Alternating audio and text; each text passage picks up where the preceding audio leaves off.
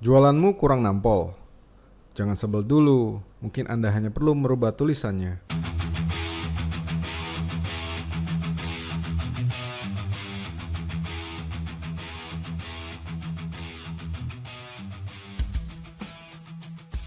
Copywriting adalah seni menjual melalui tulisan. Sebuah tulisan untuk kebutuhan iklan atau bentuk lainnya dari marketing. Output dari aktivitas ini yang disebut sebagai copy adalah konten yang digunakan untuk memperkenalkan brand, memicu aksi, serta membujuk pengunjung untuk melakukan apa yang diinginkan, termasuk membeli produk yang Anda tawarkan. Maka sebelum Anda berpikir untuk merubah landing page, traffic source, customer service, apalagi banting setir untuk buru-buru ganti produk, cobalah terlebih dahulu untuk merubah tulisannya. Faktanya, merubah tulisan adalah hal yang paling mudah dan murah yang dapat Anda lakukan ketimbang cara lainnya. Dan hanya dengan merubah kata, Anda dapat merubah hasil akhirnya. Itulah copywriting.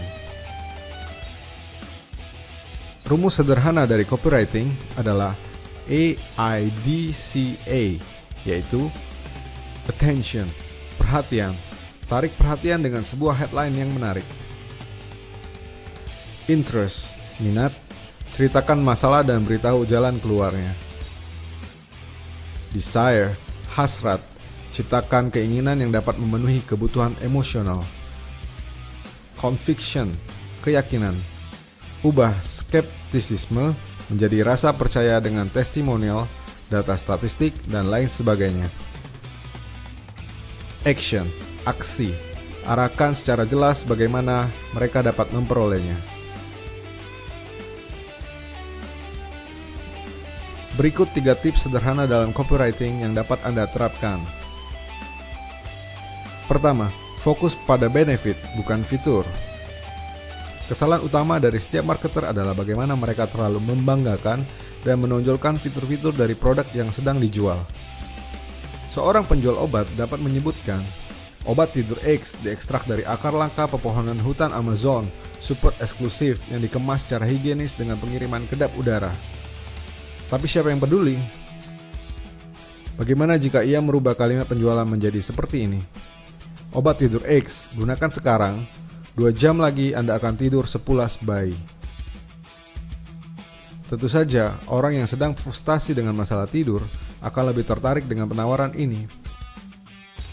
Orang tak peduli dengan produkmu, mereka hanya peduli tentang bagaimana produkmu bekerja untuk memenuhi kebutuhan atau memuaskan keinginan mereka. Kedua, gambarkan transformasi. Sekarang, pertegas kembali tentang apa yang dapat diberikan oleh produk milikmu bagi mereka yang membelinya. Ingat, alasan dibalik pembelian sebuah produk adalah transformasi, bukan produk itu sendiri. Kita tidak membeli kosmetik, kita membeli perhatian dan rasa sayang dari pacar atau suami atau istri. Kita tidak membeli alarm motor, kita memberi rasa aman saat harus meninggalkannya parkir. Kita tidak membeli juicer, kita membeli praktisnya makan buah tanpa harus kunyah-kunyah. Kita tidak membeli Lamborghini, kita membeli gengsi ketika menyetirnya di jalan atau berkumpul dengan teman-teman. Kita tidak membeli bor, kita membeli lubang di tembok. Maka kenali produkmu dan sampaikan apa yang dapat diubahnya. Ketiga, buat cerita. Cerita adalah satu dari sedikit hal yang dapat menarik perhatian manusia.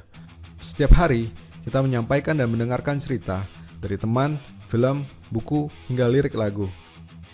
Kita menyukai cerita karena itu merupakan hal termudah yang dapat diproses oleh otak dibandingkan dengan yang lain. Cerita mampu membungkus informasi dalam bentuk yang jauh lebih bersahabat dengan ego manusia.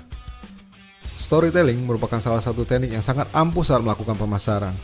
Ada banyak sekali produk yang mampu terjual dengan laris manis hanya melalui cerita. Brand ternama seperti Apple, Warby Parker, hingga minyak kutus-kutus menjual produknya dengan cerita. Maka, temukan hal yang menarik dari produkmu dan sampaikan kepada audiens dalam bentuk cerita. Simak artikel selengkapnya tentang copywriting di riantoastono.com.